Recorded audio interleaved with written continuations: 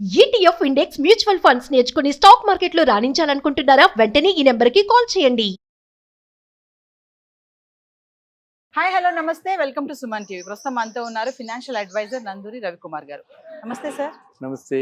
Sir, ఇప్పుడు నెలవారీ 1,00,000 రూపాయలు ఆదాయం రావాలి అంటే నా దగ్గర 1,00,00,000 రూపాయలు ఉన్నాయి. దాన్ని ఎక్కడ పెట్టుబడి పెడితే నాకు నెలకి 1,00,000 రూపాయలు ఆదాయం వస్తుంది అంటే ఒక రిటైర్డ్ బిజినెస్ మ్యాన్ యొక్క థింకింగ్ ఇది. వెరీ గుడ్, ఇది వండర్ఫుల్. చాలా అంటే చాలా మందికి ఈ ఆలోచన వస్తుంటుంది. నెలకు ₹1,00,000 ఆయన ఎక్స్పెక్టెడ్ ఎక్స్పెన్సెస్ అనమాట పర్ మంత్.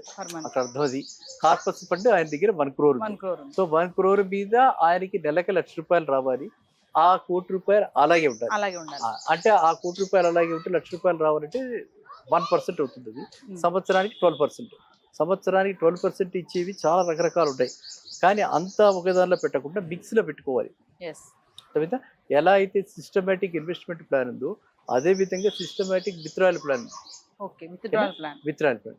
ఆ సిస్టమేటిక్ విత్డ్రాయల్ ప్లాన్లో నాకు నెలకి ₹1,00,000 కావాలి అని మనం ఇస్తే ఆ మ్యూచువల్ ఫండ్ కంపెనీ ఏం చేస్తుందంటే ఎన్ని యూనిట్స్ తీస్తే ఎన్ని యూనిట్స్ డిస్పోజ్ చేస్తే ఆ ₹1,00,000 వస్తే చూసి ఆ ₹1,00,000 వాళ్ళకి నెల ₹1,00,000 రావాలంటే నెలకి 10,000 యూనిట్స్ అంటే ₹10 చొప్పున 10,000 యూనిట్స్ తీసేయాలి.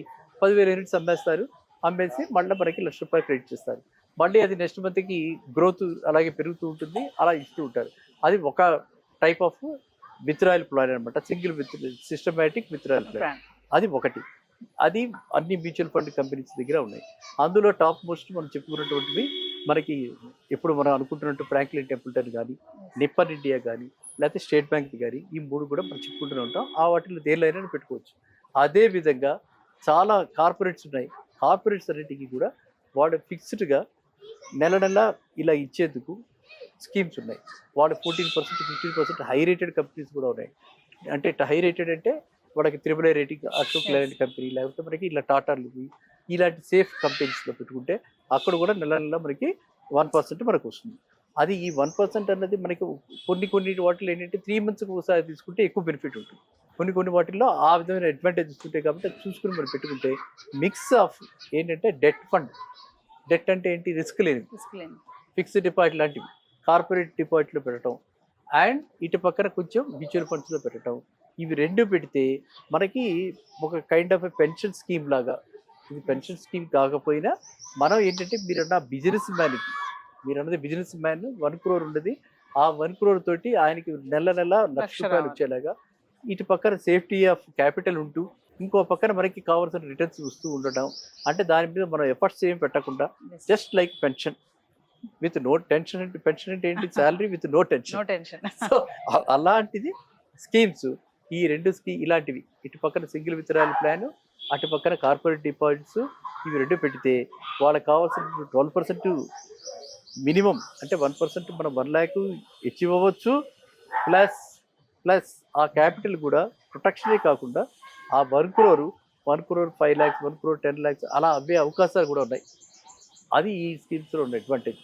కాబట్టి మీరు ఏంటంటే ఎవరికైనా సరే వాళ్ళు ఇన్వెస్ట్ చేసేటప్పుడు ఫస్ట్ దీంట్లో రిస్క్ ఉందా, నెక్స్ట్ ఫిక్స్డ్ రిటర్న్సా, థర్డ్ ఇది మార్కెట్ రిలేటెడ్ ప్రోడక్టా, ఇవి కనుక్కొని వాటిని ఇన్వెస్ట్ చేస్తే అన్ని విధాలా వాళ్ళకి బెనిఫిషియల్గా ఉంటుంది. సార్, ఇప్పుడు దీన్నే మనము ఇంకొకలా కూడా చూడొచ్చు కదా. ఇప్పుడు 1,00,000 అనుకున్నాం కదా. సపోజ్ 50 లక్షలు అనుకుందాం. 50 లక్షలు ఉన్నాయి నా దగ్గర. నాకు నెలకి 1,00,000 రావాలి అంటే అప్పుడు వాళ్ళకి 50 లక్షల వాళ్ళకి నెలకి ₹1,00,000 రావాలి అంటే హై రిస్క్ తీసుకోవాల్సి వస్తుంది. హై రిస్క్ మొత్తం అంతా కూడా ఇలాంటి హై రిస్క్ మనం అనుకున్నాం కదా. స్మాల్ క్యాప్లో హై రిస్క్ ఉంటుందండి. అలాంటి స్మాల్ క్యాప్ ఫండ్స్ ఉన్నాయి. గతంలో మనం చూస్తే 38%, 40% పెరిగాయి. మన నిప్పన్ ఇండియా కానీ, మనం అదే చెప్పుకుంటూ ఉంటాం. ఫ్రాంక్లిన్ టెంపుల్టన్ కానీ, SBI స్మాల్ బడ్జెట్ ఫండ్ కానీ, ఈ ఫండ్స్ అన్నింటిలో కూడా నెలకి అంటే సంవత్సరానికి 30% to 40% రిటర్న్స్ వచ్చాయి. అలాంటి వాటిలో రిస్క్ కూడా ఉంటుంది. సో ఇక్కడ మన రిస్క్ లేకుండా ₹1,00,000 మీద ₹1,00,000 తెచ్చుకోవటం ఎలా అన్నది మనం మాట్లాడుకుందాం.